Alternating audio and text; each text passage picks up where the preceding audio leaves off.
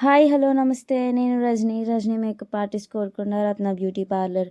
ఈరోజైతే రాగులతో హెల్తీగా రాగి స్ప్రౌట్స్ ఎలా తయారు చేసుకోవాలనేది చూద్దాము.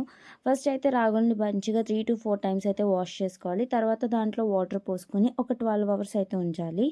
ఆ తర్వాత ఆ రాగుల్ని ఒక క్లాత్‌లో వేసి మంచిగా వాటర్ అంతా వచ్చేసేలా గట్టిగా నాట్ అయితే పెట్టుకోవాలి.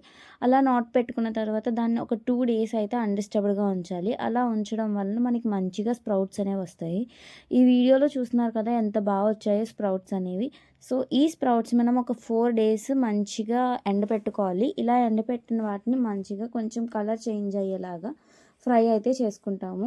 దీంట్లోకి బార్లీ కూడా యాడ్ చేస్తాం చలవ చేయడం కోసం. ఈ బార్లీ అనేది ఇప్పుడు హాఫ్ కేజీ రాగులు తీసుకుంటే 100 గ్రామ్స్ బార్లీ అయితే తీసుకొని దాన్ని కూడా ఫ్రై చేసుకోవాలి. ఇలా ఫ్రై చేసుకున్న రాగుల్ని అండ్ బార్లీని కలిపి ఒక ఫైన్ పౌడర్‌లా మిక్సీ పట్టుకోవాలి. ఇలా మిక్సీ పట్టిన పౌడర్‌తో మనం రాగి చేసుకోవచ్చు, రాగి దోసలు చేసుకోవచ్చు, రాగి సంగటి చేసుకోవచ్చు. ఇలా హెల్తీగా ఏ రెసిపీనైనా చేసుకోవడానికి ఉంటుంది.